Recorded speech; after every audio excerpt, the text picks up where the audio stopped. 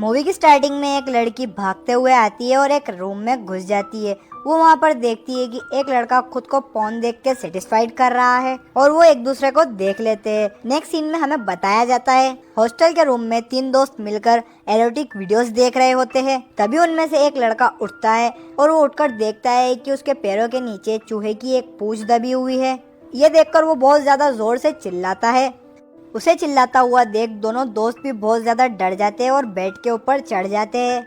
लेकिन एनसिक उस चूहे को उठा लेता है और उसे खाने की एक्टिंग करने लगता है। उसी वक्त उस रूम का गेट कोई खोल देता है और वो चूहा उसके हाथ से छूटकर उसके मुंह में गिर जाता है। अगले सीन में हम देखते हैं कि उस इंसिडेंट के बाद से उसके दोस्त उसे अवॉइड करने लगे हैं। सुबह ब्रेकफास्ट के दौरान वो देखता है एक खूबसूरत लड़की को जिसको वो नहीं जानता था, क्योंकि उस लड़की ने न्यू एडमिशन लिया था। वहाँ पर वो उसे कंटिन्यूसली देखता रहता है और उसके पैरों को भी देखता है। वहाँ पे मौजूद एक लड़की जिसका नाम एनहायो है, वो अपने दोस्तों से पूछती है कि एनसिक को ये सब किसने सिखाया है। कैंटीन के बाहर हम देखते हैं कि सब लोग उसी लड़की को देख रहे हैं। उसके बाद एनसिक अपने दोस्तों से पूछता है कि ये न्यू गर्ल कौन है। ये सुनने के बाद उसके दोस्त बोलते हैं, क्या तुम इसे नहीं जानते? ये एनहायो ली है जो कि डिपार्टमेंट ऑफ स्पोर्ट्स क्वीन है। कॉलेज के बाद एनहायो अपने दोस्तों के साथ कहीं जा रही होती है। वो मेट्रो के अंदर होती है। वहीं पर एक लड़का एनहायो के बैग पर टच करता है। उसके बाद वो चला जाता है। तभी एनसिक वहाँ पर आता है और उसकी जगह ले लेता है। अपने रिप्रोडक्टिव पार्ट से टच करने लगता है। उसके बाद एनहायो उसके प्राइवेट पार्ट पर एक किक मारती है, जिसकी वजह से उसे हॉस्पिटल में जाना पड़ता है। उसके बाद एनहायो उसे मिलने हॉस्पिटल में जाती है और उसे सॉरी बोलती है। उसके बाद वो दोनों बातें करने लगते हैं और अच्छे फ्रेंड बन जाते हैं। एनसिक 28 इयर्स का था और एनहायो 22 इयर्स की थी।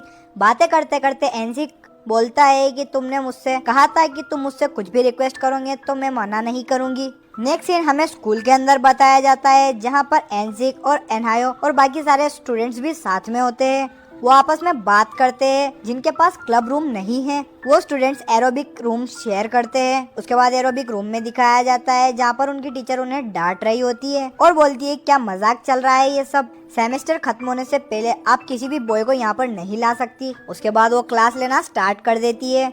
उसके बाद एक लड़की एनसिक से स्ट्रेचिंग करने के लिए कहती है। उसके बाद वो उसके साथ स्ट्रेचिंग करता है। उसी समय हम देखते हैं कि एनहायो अपने फ्रेंड्स के साथ वहाँ पर आ जाती है और वो उसे देख लेती है। उसके बाद वो गुस्से में वहाँ से चली जाती है। उसी दिन वो नाइट क्लब में जाते हैं जहाँ पर एनसिक एनहायो के साथ डांस करता है। लेकिन एनहायो को वहाँ पर शेंगवुक नजर आता है जो कि स्कूल का फेमस बॉय है जिसे किंग बॉय भी कहा जाता है। तब एनहायो एनसिक को छोड़कर उसके साथ डांस करने लग जाती है। वहाँ पर वो उससे बात भी करती है। उसके फ्रेंड्स भी उसके साथ होते हैं। उसमें से एक लड़की शेंगवुक से पूछती है तुम अपनी गर्लफ्रेंड जीवन को यहाँ पर क्यों नहीं लाए, जिस पर शेंगवुक कहता है कि आज मैं अपने दोस्तों के साथ आया हूँ। उसके बाद हम देखते हैं एरोबिक रूम में जहाँ पर एनसिक और एनहायो दोनों होते हैं। वो दोनों अपना वर्कआउट कर रहे होते हैं। तभी पीछे से आवाज आती है। वो आवाज शेंगवुक की गर्लफ्रेंड जीवन की थी। वो एनहायो को एक जोरदार थप्पड़ मारती है और एनहायो भी पलटकर उसे वापस थप्पड़ मारती है। लेकिन ये सब होने के बाद भी एनसिक को कोई भी फर्क नहीं पड़ता। वो अपनी ही धुन में लगा हुआ था। एनहायो जो कि गुस्से में बैठी हुई थी। तभी शेंगवुक वहाँ पर आता है और एनहायो को गले लगा लेता है और वो उसे अपने रूम में ले जाता है और वहाँ पर वो दोनों इंटीमेट होते हैं। एनसिक उनकी आवाजें सुनता है और खुद को प्रेजेंट देने लगता है। कुछ देर के बाद एनहायो रूम से बाहर निकलती है पानी लेने के लिए। तभी उसे किसी की आने की आवाज आती है। उसकी आवाज सुनकर वो वापस रूम की तरफ भागने लगती है, लेकिन रूम लॉक था। उसके बाद वो भागते हुए एनसिक के रूम की तरफ जाती है। वहाँ वो देखती है कि एनसिक मास्टरबीट कर रहा है। दोस्तों ये वही सीन है जो मूवी के स्टार्टिंग में दिखाया गया था। वो एनसिक ही था जो खुद को सेटिस्फाइड कर रहा था मास्टरबीट करके। एनसिक और एनहायो एक दूसरे को कंटिन्यूसली देखते रहते हैं। नेक्स्ट सीन दिखाया जाता है एनहायो की सिस्टर अपनी फ्रेंड से बोलती है कि उसकी सिस्टर का बर्थडे है, मतलब कि एनहायो का बर्थडे है। एनहायो का बर्थडे नेक्स्ट वीक में आने वाला था। ये सुनकर उसकी फ्रेंड्स बोलती है क्या करने वाले हो इस बर्थडे पर। दूसरी तरफ एनसिक एनहायो के लिए बर्थडे रिंग खरीदने जाता है, लेकिन उसके बाद इतने पैसे नहीं थे कि वो इस रिंग को खरीद सके। पैसे कमाने के लिए वो एक करोके बार में जाते हैं और वहाँ पर डांस करके मनी अर्न करते हैं।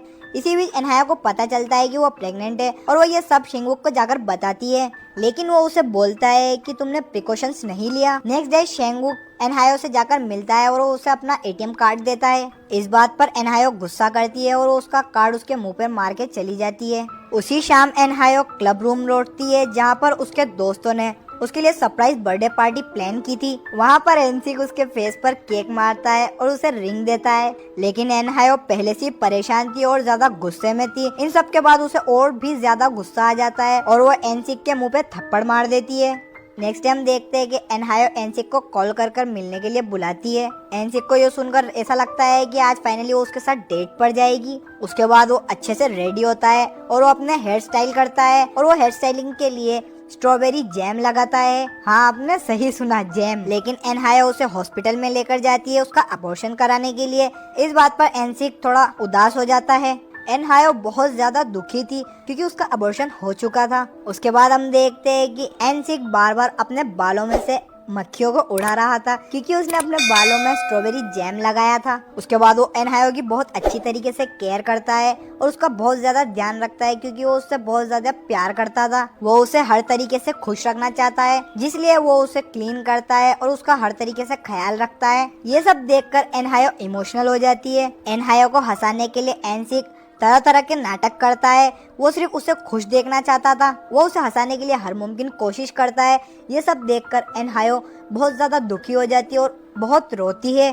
कुछ दिनों के बाद उनके सेमेस्टर्स के शो स्टार्ट हो जाते हैं और हमें बताया जाता है एनसिक को वो अपने शो को कर रहा होता है। उसमें वो अपने चेस्ट पर सीमेंट ब्लॉक्स रखता है और एक आदमी हैमर से उसको तोड़ रहा होता है। तभी एनसिक एनहायो को आता हुआ देखता है और उसे देखते हुए उठने लग जाता है। तभी वो हैमर एनसिक के सर पर लग जाता है। एनहायो पूरी तरीके से रिकवर नहीं हुई थी, तब भी वो अपने एरोबिक चैंपियनशिप में जाती है और परफॉर्म करती है। उधर एनसिक भी होश में आ जाता है और वो एनहायो को देखने के लिए आता है, लेकिन वहाँ खड़े गार्ड्स उसे बाहर लेकर चले जाते हैं। एनहायो अपना शो कंप्लीट करती है। उसके बाद एनसिक एनहायो से मिलने के लिए जाता है।